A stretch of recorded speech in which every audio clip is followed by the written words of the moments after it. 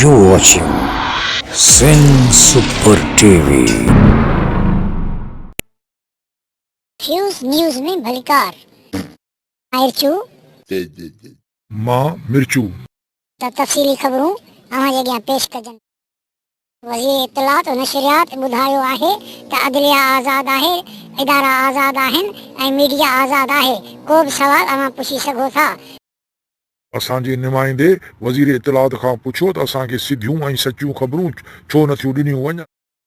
असांजे नुमाइंदे सवाल पुछियो त असांजे नुमाइंदे खे झिणकी ॾिनी वई ऐं झिणकी खां पोइ उथी वज़ीर इत्तलात जे सेक्रेटरी असांजे नुमाइंदे खे कुंड में घुराए कन में चक हणी कीकराटियूं दाहूं आसमान ते पहुतियूं। असांजे नुमाइंदे वीचारे सां उहो हशर कयो वियो त कननि खां ॿुधण जे बजाए हाणे नक मां ॿुधे थो।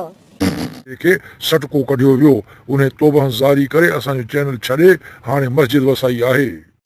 वज़ीर ख़ुराक मीडिया सां ॻाल्हाईंदे चयो आहे त असीं महांगाई खे चयो आहे त आसमान सां ॻाल्हियूं न करे हेठि लही अचे, असां सां ॻाल्हियूं करे त गुरबत ऐं ग़रीबनि जे पोयां आख़िर इहा महांगाई छो विहिंजी ऐं हथ धोई।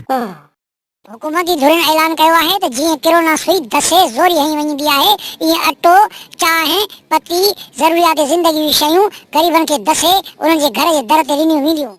ग़रीबनि जे इन हाल ते हुकूमत परेशान आहे त आख़िर ग़रीब हिन महांगाई खां पोइ बि जहिड़ा छो आहिनि। अपोजिशन जे जमायतुनि पाण में फ़ैसिलो कयो आहे त हाणे हुकूमत खे ज़्यादा वक़्तु न ॾिबो, टफ खां टफ टाइम ॾिबो। हाणे हिननि खे साही त हरगिज़ ॾिबी ई कान। इन ॻाल्हि ते हुकूमत धुरियुनि में टहकारो पइजी वियो। वज़ीर इत्तलात चयो आहे त जेका हिननि जी अपोजिशन जो ग्रुप वारनि जी जेका धमकी आहे सा धमकी रहिजी वेंदी। टफ थी विया आहिनि। हाणे हिननि में उहो दम न रहियो आहे जो हाणे हुकूमत खे हिलाए सघनि। हुकूमत पंहिंजा 5 साल पूरा कंदी। वज़ीर इत्तलात खां जॾहिं पुछियो वियो त दवाउनि जी क़ीमतूं एतिरियूं मथे छो कयूं वयूं आहिनि, आख़िर मरीज़ दवाऊं खाईंदा या दोसूं खाईंदा।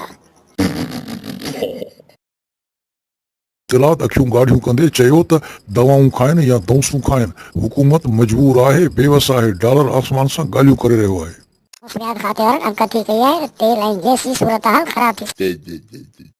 आवाम खे घुर्जे त तेल जी जॻह ते पाणी ऐं गैस जी जॻह ते छेणा इस्तेमालु कया वञनि। मौसमियात खाते वारनि ॿुधायो आहे त मौसम ख़राब थियण में देरि न लॻंदी। पेट्रोल ऐं तेल जा अघ पंहिंजी सूरत हाल विञाए वेहंदा ऐं थी सघे थो आसमान जूं ॻाल्हियूं आसमान सां ई कनि। सिहत खाते जे वज़ीर खां जॾहिं पुछियो वियो त सिविल अस्पतालनि में दवाऊं अनलभ आहिनि, मरीज़ आख़िर वीचारा काॾे वञनि। सिहत खाते जे वज़ीर वॾी बहादुरी सां जवाबु ॾींदे चयो त ॿाहिरि जेके प्राइवेट मेडिकल स्टोर आहिनि उहे असां छाजे लाइ खोल रहिया आहिनि, उतां दवाऊं वठनि। वधीक असांजे नुमाइंदे सवाल कंदे पुछियो वज़ीर सिहत खां त टेस्टूं रिपोर्टूं बि सिविल अस्पताल मां कोन थियूं थियनि, उन जे लाइ ॿाहिरि वञिणो थो पए। इन जे बारे में अव्हां छा था चओ। वज़ीरात सिहत वारनि खां पुछियो वियो त मेडिकल स्टोरनि ते जेके दवाऊं खपनि थियूं से बि सिविल अस्पताल जूं दवाऊं आहिनि।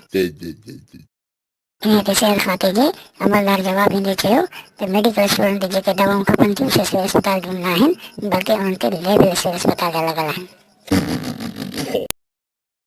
अॼु रोडनि रस्तनि ते पुलिस गाॾियुनि जी सख़्त चेकिंग कई।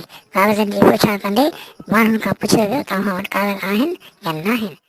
ऐं जिन वटि बि कागज़ न हुआ उन्हनि खां 200 खां 400-500 वठी उन्हनि खे इज़त ऐं आबरू सां छॾियो वियो। पुलिस जी अहिड़ी महिरबानी ते अवाम में ॾाढी सराही थी त पुलिस वधीक तंग नथी करे, 200-400 ते जान छॾे। जे कागज़नि जे करे चालान करे ऐं कोर्टनि हवाले करे त माण्हू लखनि में पइजी सघे थो। पुलिस जी वॾियूं महिरबानियूं जो इहे कम उते जो उते मोकिलाए थी छॾे।